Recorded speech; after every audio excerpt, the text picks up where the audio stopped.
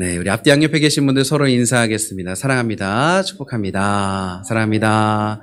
축복합니다. 네, 사랑합니다. 축복합니다.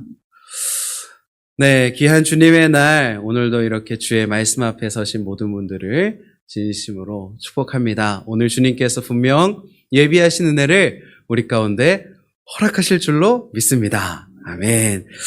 네, 오늘 말씀의 제목은 사랑 그렇게 하는 거 아닌데, 네, 이런 제목으로 제가 좀 정해봤습니다.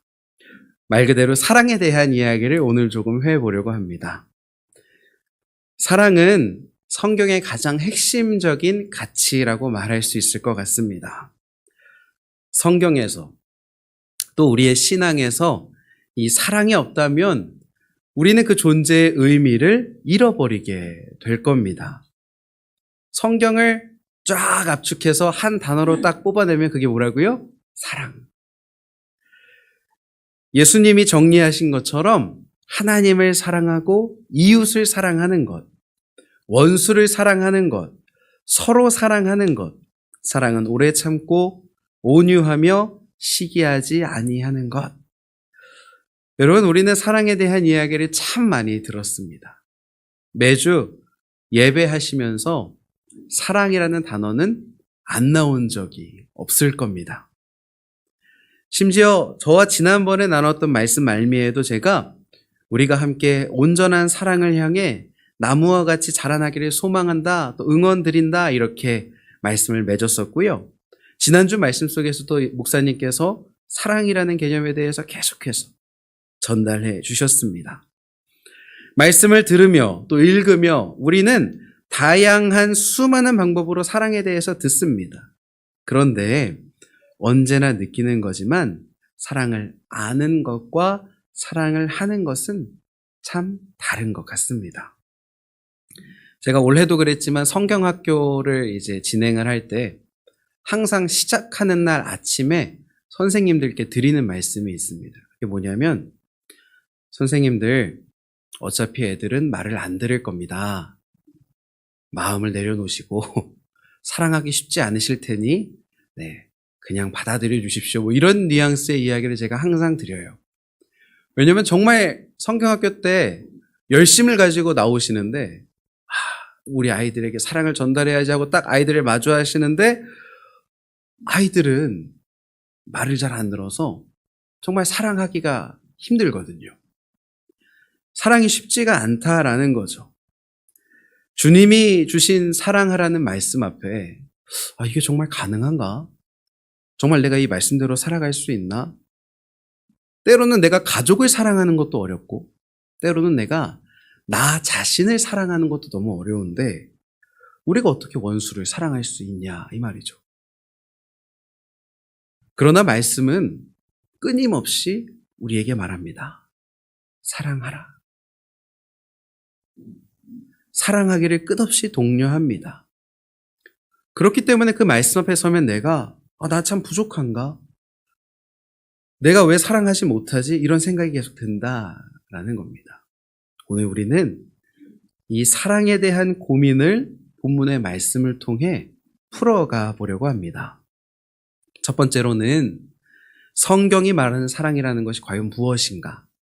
그리고 두 번째로는 왜 나는 사랑할 수 없는가? 세 번째로 그렇다면 우리는 어떻게 사랑해야 하는가? 이 세 가지 질문에 대한 답을 본문의 말씀 속에 찾아보려고 합니다. 오늘 본문의 말씀에 대해서 답을 찾아갈 때 조금 특별한 것을 우리가 발견할 수 있는데요. 그것은 무엇이냐 하면 본문은 이렇게 해라 저렇게 해라 말하지 않습니다. 처음부터 끝까지 바울이 이렇게 하세요 저렇게 하세요 지시하시는 것이 아니고요. 본문의 말씀은 바울이 하나님께 올려드린 기도문입니다. 바울이 무릎 꿇고 드리는 기도를 통해 그 당시 초대교회 성도들을 향해 사랑을 구하는 기도를 통해 어떤 마음을 담았고 어떤 이야기가 담겨져 있는지 오늘 우리가 함께 나누고 또 이 말씀을 통해 우리도 사랑할 수 있게 되어지기를 소망합니다. 에베소서의 말씀은요 6장으로 구성되어져 있습니다. 1장부터 6장까지. 그런데 재밌는 게 앞에 3장과 뒤에 3장이 딱 내용이 구분돼요. 1, 2, 3장은 하나님이 하신 일에 대해서 이야기합니다. 은혜로 구원하셨다라는 이야기, 원수가 되었던 유대인과 이방인 사이에 담을 허무셨다라는 이야기, 또 한 몸이 되게 하셨다라는 이야기. 처음부터 끝까지 주체가 하나님입니다. 자, 그렇다면 4장부터 6장까지는 누가 주인공이 되어일까요? 우리들입니다. 사도 바울이 이야기하는 겁니다. 바른 신앙인으로서 우리의 삶 속에 참된 그리스도인으로서 드러나고 나타나야 할 신앙의 모습이 있다. 4장 1절에 그래서 이렇게 기록되어져 있거든요. 너희가 부르심을 받은 일에 합당하게 행하여. 이제 여러분들이 이렇게 행하십시오. 사도 바울이 주어로서 여러분들 이렇게 하십시오. 이제 이렇게 한다는 거예요. 이야기를 하고 있다는 겁니다. 오늘 본문의 말씀은 바로 4장이 시작되기 직전, 이제 3장과 4장 경계선에 있는 말씀이에요. 바울이 본격적으로 성도들을 향해 여러분 이제 이렇게 사십시오라고 이야기해야 하는 자리에서 사도 바울이 하고 있는 것은 무엇이냐 하면 우리 에베소서 3장 14절 15절 함께 읽어볼까요? 시작.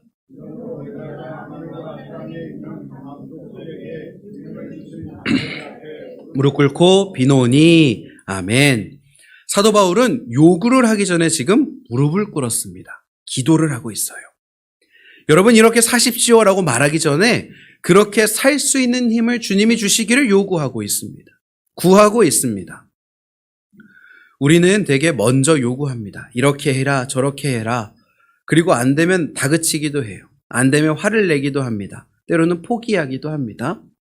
나 스스로에게도 그렇게 하죠. 이렇게 해야지, 저렇게 해야지. 결심하고 안 되면 자책하고 반복되면 나는 원래 이런 사람인가? 결론을 내리기도 하고요. 가족들에게도, 자녀에게도, 배우자에게도 우리들은 무언가를 요구하며 그 사람에게 기대를 품게 됩니다. 사도 바울도 지금 성도들에게 여러분 이렇게 살아야 합니다. 요구하는 말씀 직전에 와 있어요. 그런데 여러분 이렇게 하십시오. 요구하기 전에 그가 한 것은 무엇이었습니까? 바로 기도하는 거였습니다. 기도하는. 그는 무릎을 꿇었습니다. 사도 바울은 알고 있었다라는 겁니다. 말로 사람이 바뀌지 않는다라는 것을. 사람의 결심으로 사람이 바뀌지 않는다라는 것을. 사람의 요구로 바뀌지 않는다라는 것을 사도 바울은 이미 알고 있었던 거죠. 그래서 어떻게 하고 있습니까? 주님의 도우심이 아니면 이 성도들이 참된 그리스도인으로서 참된 온전한 사랑을 하며 살아갈 수 없습니다. 주님 좀 도와주십시오. 기도하고 있다라는 겁니다. 주님의 도우심을 구합니다. 하나님의 은혜가 아니면 온전한 사랑이 이룰 수 없음을 그는 분명히 이야기하고 있습니다. 무릎을 꿇는다라는 표현이 당시 유대인들 사이에선 좀 특별한 표현이었습니다. 왜냐하면 유대인들은 기도를 서서 했대요. 그런데 무릎을 꿇는 장면이 등장을 할 때는 보통 어떤 장면이냐면 예수님께서 겟세마네 동산에서 무릎 꿇고 기도하시는 것처럼 간절함의 표현이에요. 정말 이 사람이 지금 간절한 겁니다. 이게 아니면 안 된다. 사도 바울은 이야기하는 겁니다. 주님의 능력이 아니고 주님의 도우심이 아니면 주님의 역사하심이 아니면 우리는 온전한 사랑이 이룰 수 없습니다. 도와주십시오. 사랑하는 예강 가족 여러분, 우리 가운데 주님의 도움을 구하는 간절한 기도가 회복될 수 있기를 소망합니다. 여러분 기도의 능력을 믿으시고 기도의 자리를 지키시기를 부탁드립니다. 우리의 기도는 땅에 떨어지는 것이 아닙니다. 정말 주님이 아니면 안 된다라는 간절함을 담은 기도. 주님은 그 기도를 기다리고 계시고 그 기도를 통해 주의 일들을 행하실 줄로 믿습니다. 우리 3장 16절 본문 말씀 읽어볼까요? 시작. 그의 영광의 풍성함을 따라 그의 성령으로 말미암아 그의 속사람을 능력으로 강건하게 하시오며. 아멘. 바울이 참된 그리스도인으로서 사랑의 온전함을 향하기 위해 첫 번째로 구한 것이 이것입니다. 바울은 에베소 이 초대교회 성도들의 삶의 상황이 바꾸기를 구하지 않았습니다. 그들의 문제가 해결되기를 구하지도 않았습니다. 그들의 다른 환경적인 요인, 상황이 아니라 무엇을 구합니까? 속 사람의 강건함을 구합니다. 속 사람의 강건함. 사무엘상 16장 7절에 보면 나 여호와는 중심을 보느니라 하시더라. 하나님의 초점은 어디에 맞춰져 있습니까? 중심, 속사람에 맞춰져 있다라는 겁니다. 그래서 마치 다윗과 같이 겉으로 보여지는 모습이 아니라 내 마음의 중심으로 하나님을 온전히 향하는 그 형태와 상태에 바울이 지금 기도로 구하고 있다라는 거죠. 여기 강건하게라는 표현은 헬라어 원문으로 크라타이오라는 동사인데요. 이게 어떠한 의미냐 하면 힘을 내는 건데 어떤 힘이냐? 순간적으로 내는 힘이 아니라 버티는 힘이에요. 버티는 힘. 쥐고 놓지 않는 힘. 지탱하는 힘을 의미합니다. 사도 바울은 그 속사람의 강건함을 구하는데 그게 어떠한 의미냐 하면 우리 주 예수 그리스도를 쥐고 붙드는 힘.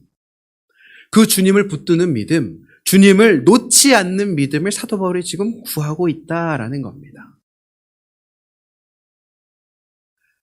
이 단어가 신약 성경에 딱 2번 더 나오는데요. 누가복음 1장, 2장에 나오는데 첫 번째는 이제 세례 요한이 자라날 때, 두 번째는 예수님이 성장하실 때.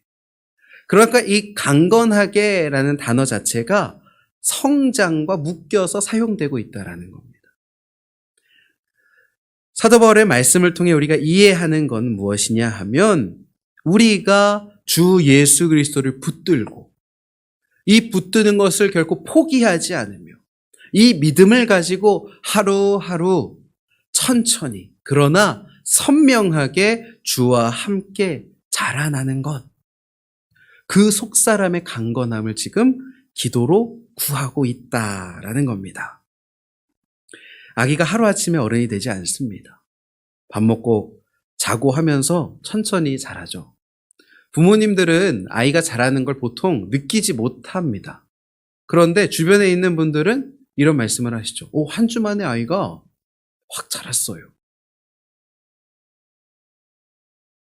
사도 바울은 알고 있는 겁니다. 이게 한순간에 자라는 것이 아니라 차근차근 보이지 않지만 신앙이 주님 허락하시는 온전한 사랑이 자라나는 거구나. 주 예수 그리스도를 붙들고 그분을 놓지 않는 강건함을 통해 자라나는 거구나. 참된 그리스도인은 삶에 또 외부의 환경에 좌지우지되는 존재들이 아닙니다. 우리의 상황과 환경이 우리의 신앙을 결정하지 않습니다. 우리 안에 있는 그 속사람, 참된 그리스도인 되게 하시는 그 주님을 믿는 믿음, 강건케 하신 우리 주 예수 그리스도의 은혜로 말미암아 우리는 자라나게 될 줄로 믿습니다. 주님 앞에 강건함을 구하는 우리 사랑하는 예강가족 될 수 있기를 소망합니다. 자, 그러면 그 강해지는 힘이 이제 어디서 오느냐? 16절이 말합니다. 누구로 말미암아? 그의 성령으로 말미암아. 성령으로 말미암아. 성령께서 우리에게 믿음을 주시며 그 믿음으로 붙들고 버틸 수 있게 하시는 줄로 믿습니다. 나에게 허락되는 사랑의 출처가 어디입니까? 바로 성령님이라는 거예요. 3장 17절 우리 상반절 읽어보겠습니다. 시작. 믿음으로 말미암아 아멘. 여기 계시다라는 표현은 머물러 사는 걸 의미합니다. 머물러 사는 거. 손님이 아니라 머물러 사시는 거. 그런데 그것이 무엇으로 됩니까? 그리스도께서 내 마음에 머물러 사시는 것이 믿음으로 말미암아 가능하다. 사도 바울은 이야기합니다. 우리는 성경의 믿음을 어떻게 이해하기 쉽냐 하면 내가 가진 지식을 통해 이해하는 것. 내가 납득되는 것으로 오해할 때가 있어요. 믿는다라는 걸 생각할 때 예수님의 사랑이 이렇게 되는 거네. 그걸 내가 받아들일 수 있게 되어졌네. 내가 이걸 믿는 거구나 생각할 수 있다라는 거죠. 그런데 성경이 말하는 믿음은요, 조금 다릅니다. 참된 믿음은 내 안에서 나오는 이해와 내 안에서 나오는 논리로 그걸 받아들이는 것이 아니라 하나님을 향해 열어두는 게 믿음입니다. 내가 만들어내는 것이 아니라 받아들이는 것이 믿음입니다. 내 힘으로 다음이 있다라고 생각하는 게 아니라 하나님이 다음을 만들어내실 수 있다라는 것을 받아들이는 게 믿음인 줄로 믿습니다. 내 생각, 내 이해, 내 논리, 내 사고가 아닌 하나님의 가능하심을 받아들이는 것. 그분이 가능케 하신다는 것을 받아들이고 인정하는 것, 그것이 믿음이라는 겁니다. 그리고 그 믿음이 무엇을 엽니까? 그리스도께서 우리 마음에 계시게 된다. 내가 그분을 모셔오는 게 아니에요. 내가 마음을 열면 그분이 내 안에 임하시는 겁니다. 주권이 누구에게 있다라는 겁니까? 그분에게 있다라는 거예요.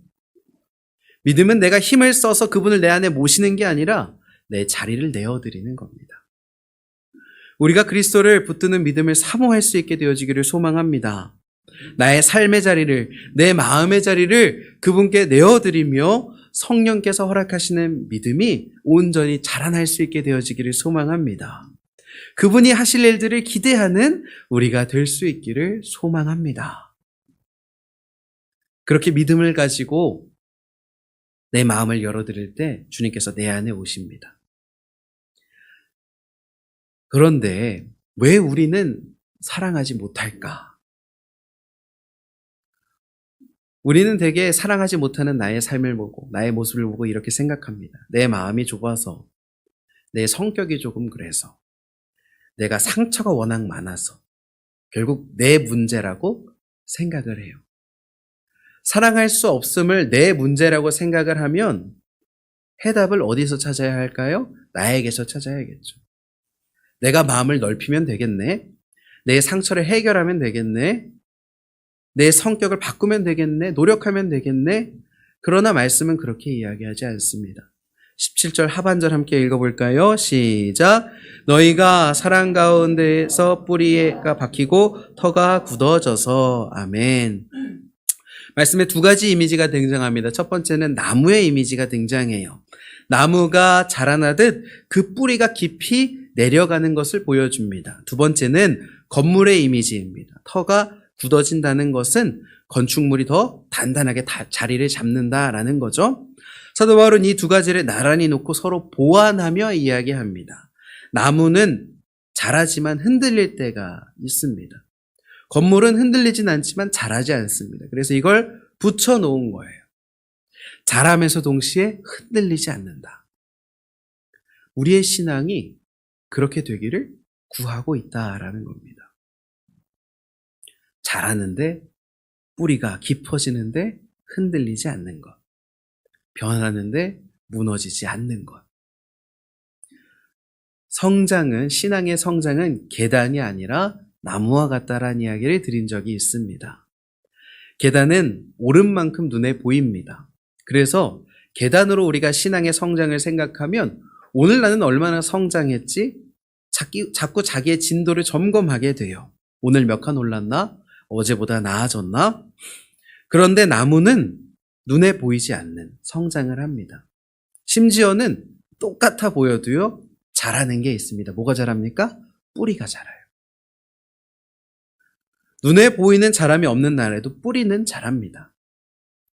겨울에 잎이 다 떨어지고 가지만 앙상하게 남아도 그 안에 뿌리는 살아 움직이고 있습니다. 아무 일도 일어나지 않는 시기에도 실은 신앙은 깊어져 간다라는 거죠. 사랑 가운데 뿌리가 박히고 그 뿌리가 박히는 자리가 바로 사랑입니다. 그리고 이 사랑은 하나님이 허락하시는 사랑인 줄로 믿습니다. 우리가 사랑을 잘해서 우리의 뿌리가 사랑에 박힌 게 아닙니다. 하나님이 그 사랑에 우리를 심어주신 거예요. 우리의 값은 이미 치러졌습니다. 우리의 존귀함은 우리의 쓸모에서 나온 것이 아니라 하나님이 치르신 그 값에서 나왔습니다. 그것이 우리가 심긴 흙입니다. 원문에서 뿌리가 박히고 터가 굳어져서는 다 수동태예요. 이게 무슨 말이냐 하면 내가 한 게 아니라는 거죠. 하나님이 하셨다. 심겨진 것, 놓여진 것. 시냇가에 심긴 나무가 스스로 물가를 찾아간 것이 아니라 하나님이 심으신 겁니다. 오늘 이 자리에 앉아 있는 우리들 또한 하나님이 사랑으로 이곳 일산예강교회 이 사랑의 자리에 우리를 심으신 줄로 믿습니다. 우리가 그분의 사랑에 심겨진 나무와 같은 존재라면 우리가 사랑을 하지 못했던 이유는 어디에 있을까요? 우리의 사랑을 내 마음에서 짜내려고 했기 때문에 그렇다라는 겁니다. 사랑을 우리가 내 힘으로 하려고 했기 때문에 우리는 사랑할 수 없었습니다. 그러나 뿌리를 통해 심겨진 땅에 있는 물과 영양분이 올라오는 것처럼 우리가 그리스도의 사랑에 심겨졌다면 우리의 사랑은 그 주 예수 그리스도의 사랑으로부터 올라오는 줄로 믿습니다. 없는 것을 만들어내려고 하니까 실패했던 겁니다. 없는 것을 짜내려고 하니까 바닥났던 겁니다. 내 힘으로 사랑하려고 했으니 낙심하고 실망할 수밖에 없었습니다.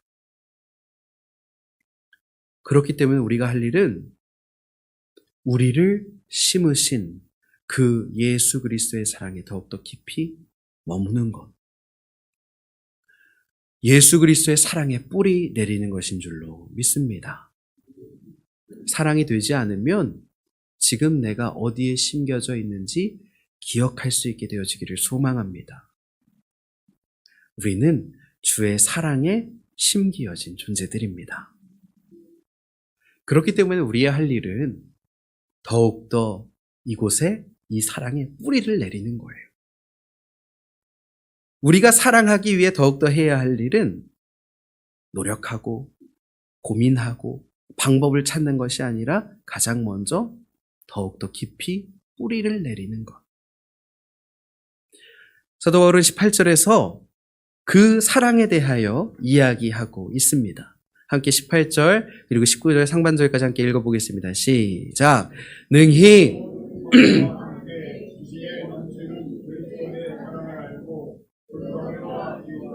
높이와 깊이가 어떠함을 깨달아. 아멘. 우리가 만들어내야 할 사랑이 아니라 이미 있는 사랑, 우리 주 예수 그리스도의 사랑, 본문은 우리에게 무엇을 하라고 합니까? 그것을 알라라고 이야기합니다. 알아야 한다.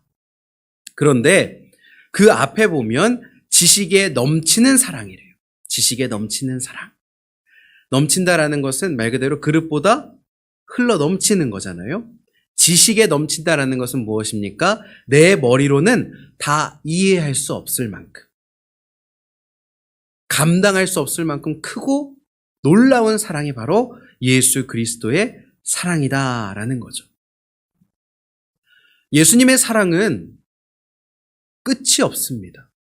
내가 다 이해할 수 없습니다. 그래서 사도 바울은 어떻게 이야기하냐 하면 너비와 길이와 깊이와 높이를 이야기합니다. 그 네 가지의 방향, 모든 방향으로 뻗쳐가고 흘러가고 차고 흘러 넘치는 그리스도의 사랑을 깨달아 이야기합니다.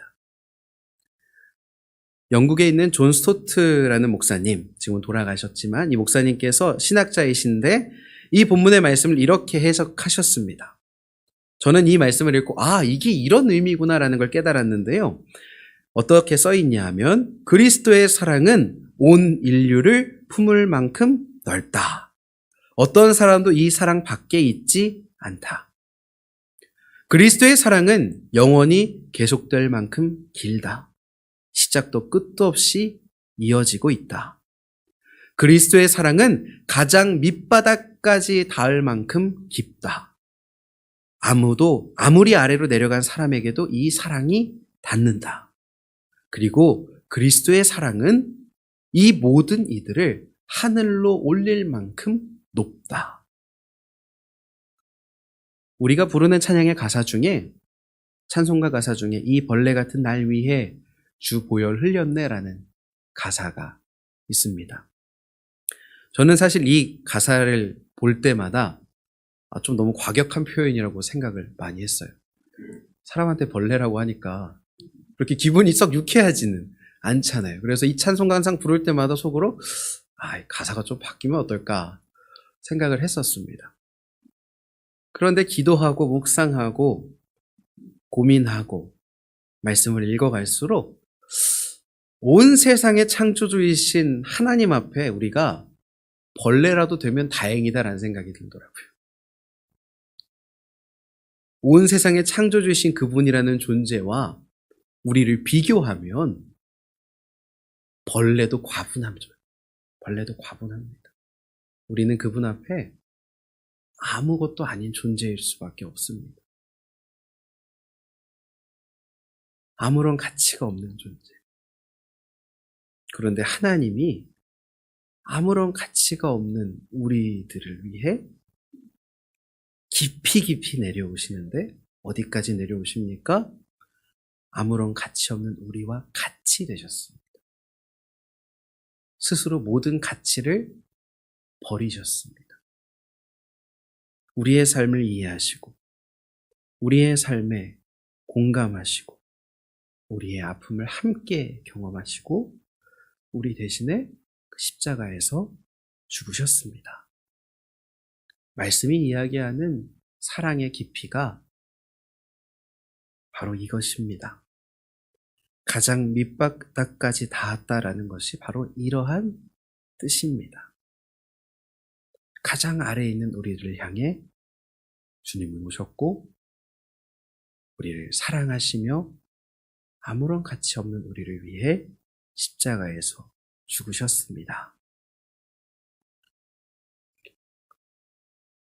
그리고 그 사랑이 우리를 들어 올려서 저 하늘까지, 가장 높은 곳까지 인도해 가시는 줄로 믿습니다. 벌레 같은 자리에서 하늘까지 올려지는 것이 바로 우리가 심기어진 예수 그리스도의 사랑입니다. 성경이 말하는 사랑은 내가 만들어내야 하는 감정이 아닙니다. 성경이 말하는 사랑은 높고 깊고 넓고 긴 예수 그리스도의 사랑입니다.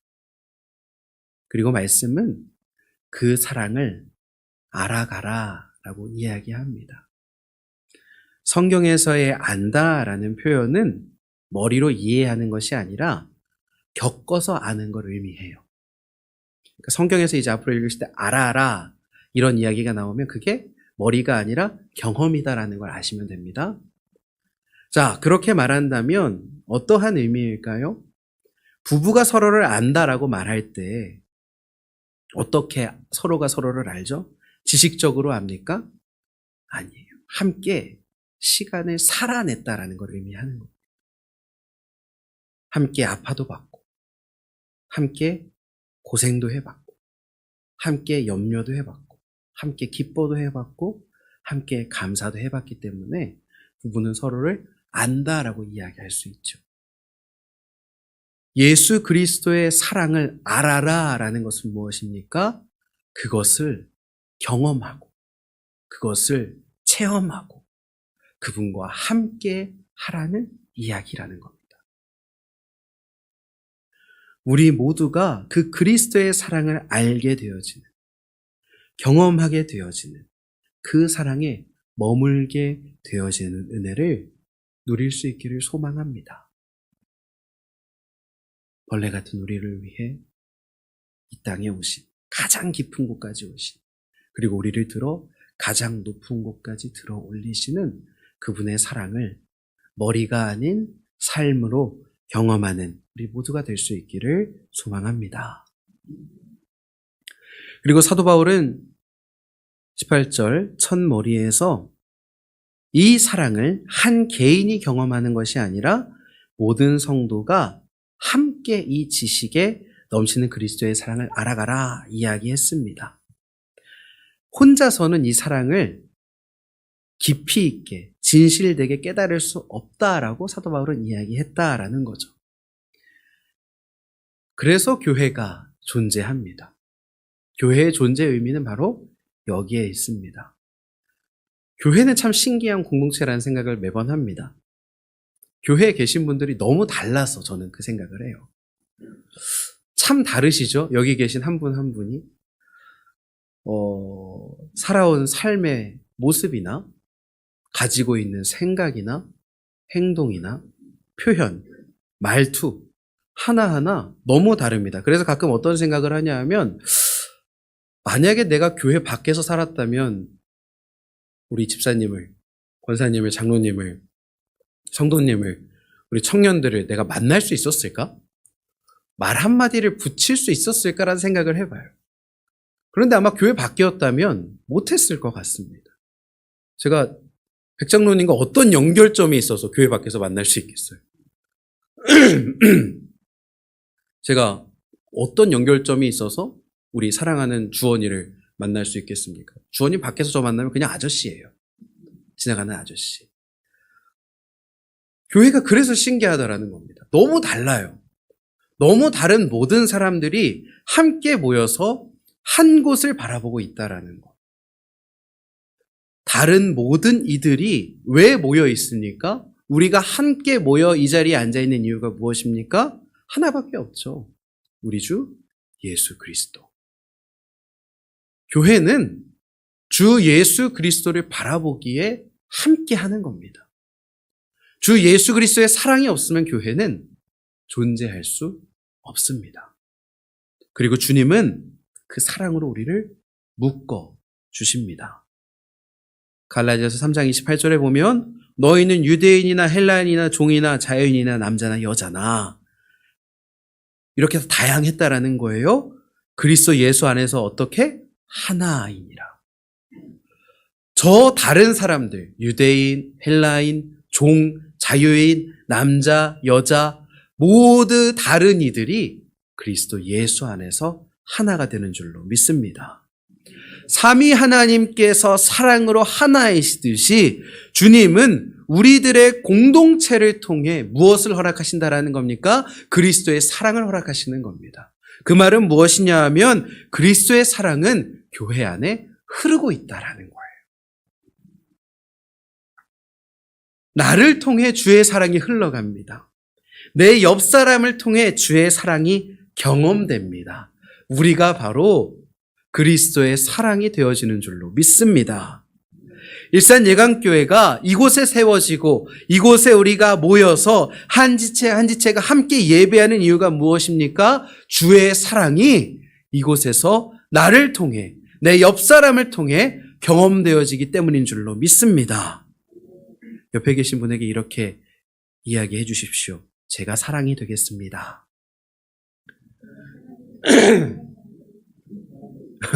또 이렇게 부탁해 보세요. 저에게 사랑이 되어 주십시오. 사랑 주시고 또 받아야 되잖아요. 네. 사랑을 주시고 또 받으시고. 우리는 사랑입니다.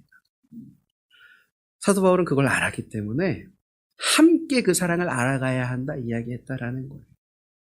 여러분 그렇다면 혹시라도 지금 내 마음에 함께 하지 못해 주의 사랑을 경험하지 못하는 분들이 떠오르신다면 우리가 어떻게 해야겠습니까? 그 지체를 위해 기도하고 그 지체가 주의 사랑을 경험할 수 있도록 주님의 도움을 구하고 결단하고 용기를 내야 할 줄로 믿습니다. 주님의 사랑이 이 교회 안에 가득한 줄로 믿습니다. 우리 한 번만 더 19절 말씀 읽어볼까요? 시작. 그 너비와 깊이와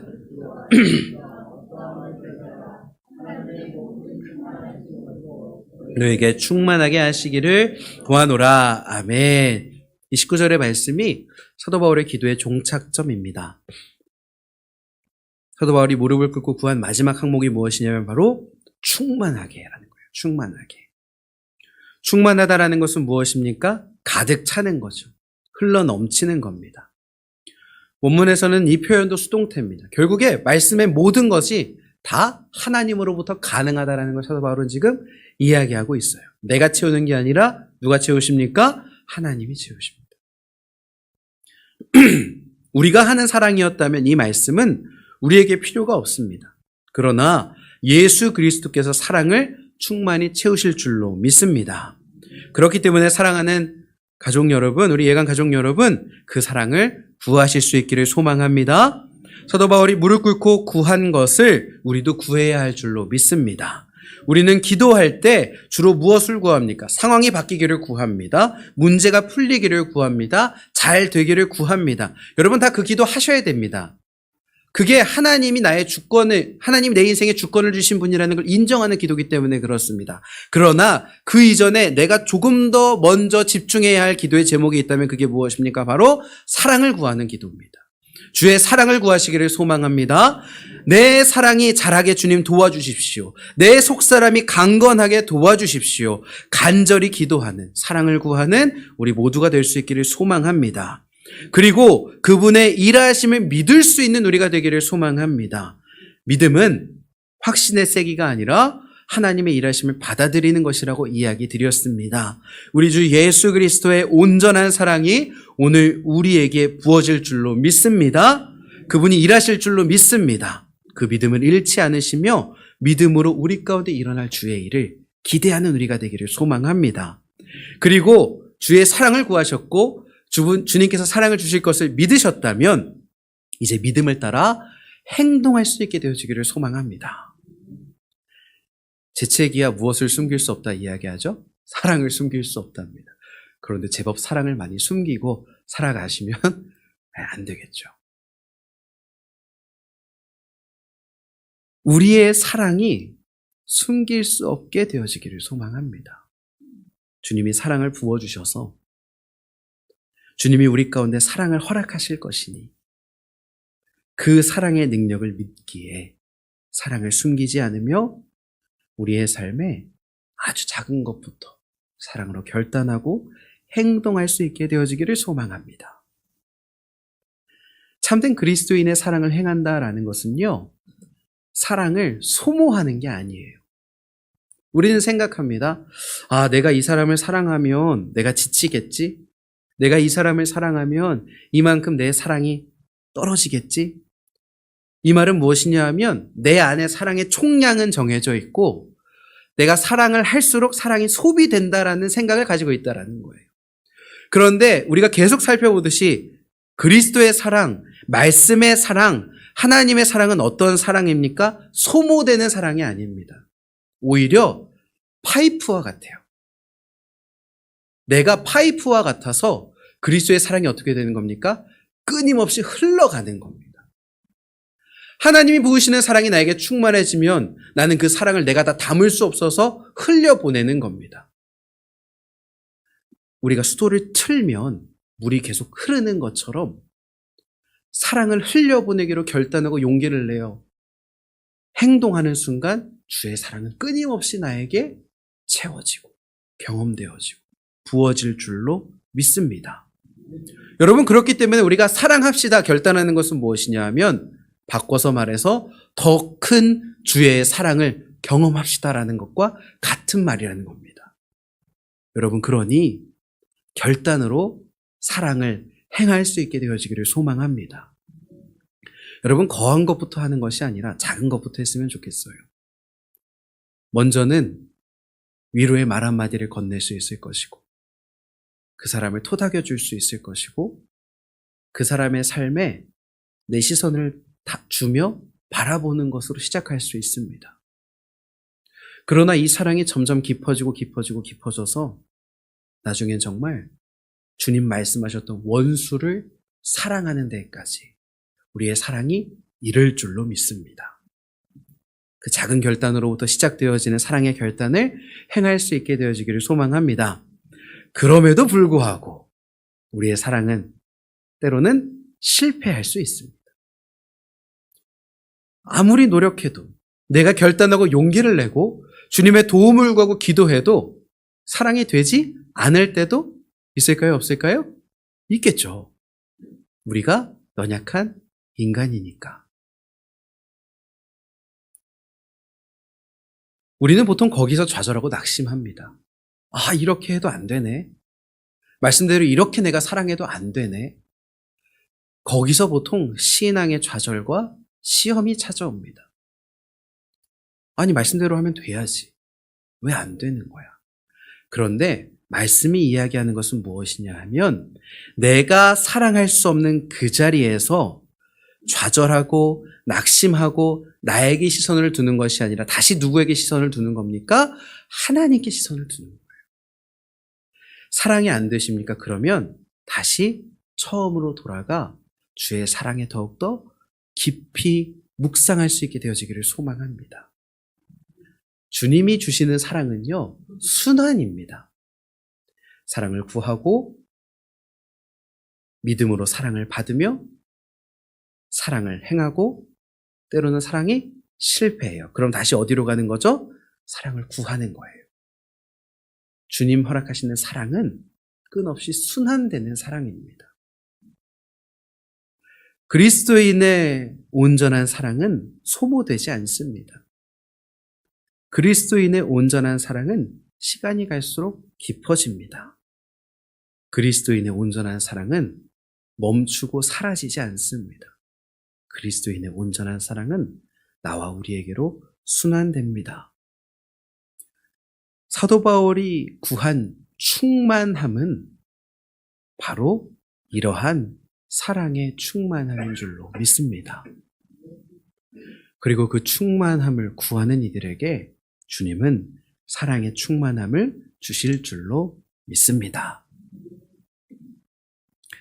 오늘 말씀을 시작하며 사랑은 쉽지 않다 이야기 드렸습니다. 그러나 말씀을 살펴보니까요, 사랑은 쉽습니다. 오늘 우리는 그리스도인으로서 당연히 가지게 되는 사랑에 대한 고민들을 나누었습니다. 오늘 함께 나눈 말씀을 통해 고민을 넘어 그리스도의 사랑을 충만히 경험하는 우리가 될 수 있기를 소망합니다. 때론 사랑이 어렵게 우리에게 다가올 때가 있습니다. 그때는 우리가 사랑을 만들어내려고 했기 때문에 그렇습니다. 그런데 우리가 그 예수 그리스도의 사랑에 심겨진 나무라면 우리가 할 일은 만들어내는 것이 아니라 사랑에 머무는 것입니다. 그러면 사랑은 우리가 짜내는 짐이 아니라 흘러 들어오는 은혜가 될 줄로 믿습니다. 오늘 이 자리에 있는 우리 모두가 기도로 엎드려 성령의 도우심을 구할 때에 벌레와 같은 우리를 향해 부으시는 예수 그리스도의 사랑을 경험하며 그 사랑에 뿌리 내려 사랑의 충만을 경험하는 사랑하는 예강 가족 되시기를 주님의 이름으로 축원합니다.